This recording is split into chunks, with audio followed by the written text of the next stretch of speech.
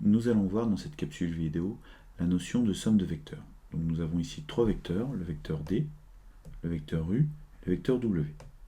Je rappelle qu'un vecteur, c'est tout simplement une translation d'un point A vers un point B. La translation du point A vers le point B, c'est un déplacement. Il faut imaginer une personne qui se déplace en subissant le vecteur, donc il se déplace du point A vers le point B. Attachons-nous maintenant à la représentation du vecteur U plus D. Alors, la représentation du vecteur U plus D correspondra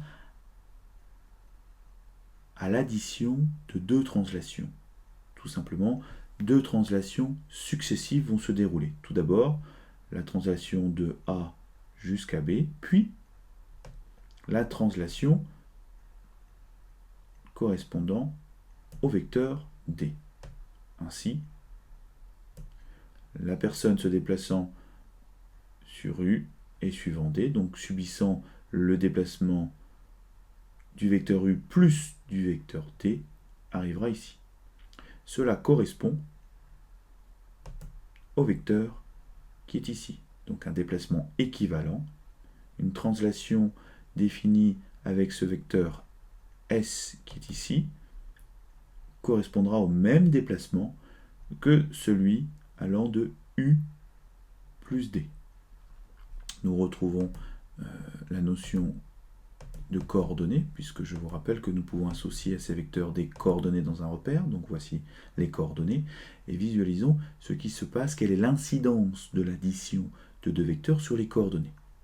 Donc tout d'abord le vecteur U qui a pour coordonnées 1, 3, et le vecteur D qui a pour coordonnées 2, 1. Le vecteur S, alors qui s'appelle ici E, a pour coordonnées 3, 4. Qu'est-ce qui se passe? Tout simplement l'abscisse du vecteur D, 2, plus l'abscisse du vecteur U, 1, 2 plus 1 donne bien 3, c'est-à-dire l'abscisse du vecteur S. De même, l'ordonnée du vecteur D, c'est-à-dire 1, plus l'ordonnée du vecteur U, 3, donne bien l'ordonnée du vecteur équivalent, enfin, caractérisant le déplacement équivalent, 4. Étudions maintenant un deuxième exemple. Donc déplaçons celui-ci, vecteur D. Enlevons le vecteur S. Et faisons maintenant l'addition de deux vecteurs, le vecteur U plus le vecteur W. Donc ces deux translations successives qui vont se dérouler, donc comme ceci. Et donc nous avons au final que le vecteur U plus le vecteur W correspond au vecteur F qui est présent ici. Alors, quelle incidence cela a sur les coordonnées? On pourra remarquer que l'incidence est la même, c'est-à-dire que le vecteur U, les coordonnées du vecteur U, auxquelles on ajoute les coordonnées du vecteur W, l'abscisse de W plus l'abscisse de U, donne bien l'abscisse de F. L'ordonnée de W plus l'ordonnée de U donne bien l'ordonnée de F. Et on remarque aussi